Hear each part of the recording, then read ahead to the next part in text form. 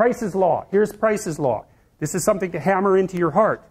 The square root of the number of people in a domain do 50% of the work. Okay, so let's go through that. You have 10 employees. 3 of them do half the work. Makes sense. That's reasonable. You have 100 employees.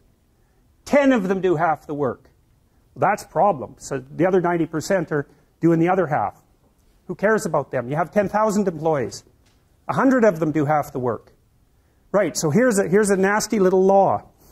As your company grows, incompetence grows exponentially and competence grows linearly. Got it? Right? Because with 10, it's 3 who are doing half the work, but at 10,000, it's 100 that are doing half the work. So 9,900 of your employees are doing as much as the best 100. You might not even know who the best 100 are, but probably they know. And maybe their peers know too. And so one of the things that's really interesting when big companies start to shake, which means maybe they've had a bad quarter or 2 bad quarters, and the stock price starts to tip down, and the hot people who have options are not very happy about that, and maybe they start to announce layoffs, all the 100 people who have opportunities leave. And they're the ones who were doing half the work. So boy, that puts your company in a pretty rough situation, because now you've got the 9,900 people left over who were only doing half the work. And the next time you announce layoffs, the next most productive 100 leave. And so then you're left with nobody who's productive and a massive overhead payroll. Price's law. You can look that up. Solla Price. Solla Price is a guy who was looking at scientific productivity. And one of the things he found was, when he was looking at PhD students, is that the median number of publications for a PhD graduate when he did his work, which was in the early 60s, was 1. Okay? Half as many had 2. Half as many as that had 3. Half as many as that had 4. It's a real step down. And one of the corollaries of that is that there's a certain number of people who are hyper-productive. And that's these people out here. And if you were graphing the distribution, let's say you graphed how many people in a population of 300 had $10,000 in a savings account. It would look very much like this.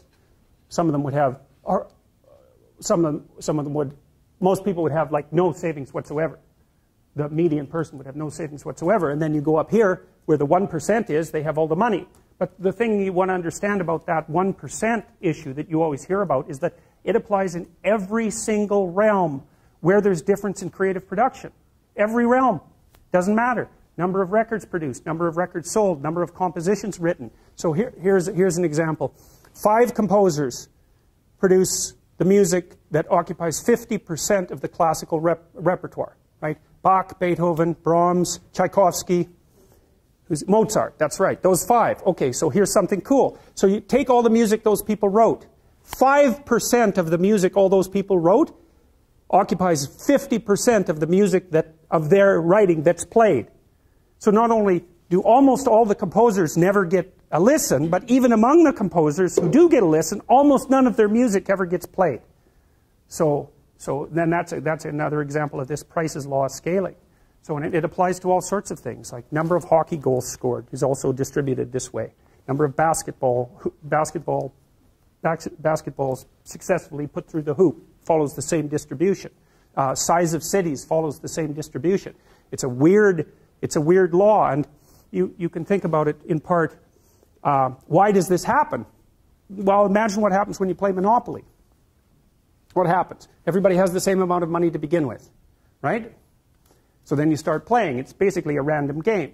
Well, some people start to win a bit, and some people start to lose a bit. And then if you win, the probability that you'll keep winning starts to increase. And if you lose, your vulnerability increases as you lose. And then maybe you've got, say, 6 people playing Monopoly. Soon one person has 0. What happens when they have 0? They're out of the game. So 0 is a weird number, because when you hit 0, you're out of the game. So then if you keep playing, people start to stack up at 0, right? What happens at the end of the game?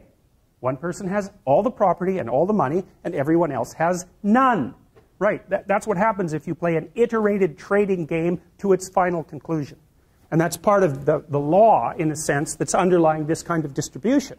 So it's not a consequence necessarily of structural inequality. It's built into the system at a deeper level than that. So, you know, people talk about all the time about how unfair it is that the 1% of the population has the vast amount of the money, and 1% of the 1% has most of that money, and 1% of the 1% of the 1% has most of that money. But it's a It's an inevitable conclusion of iterated trading games, and we don't know how to fight it. We don't know how to take from the people who have and move it to the bottom without it instantly moving back up to the top.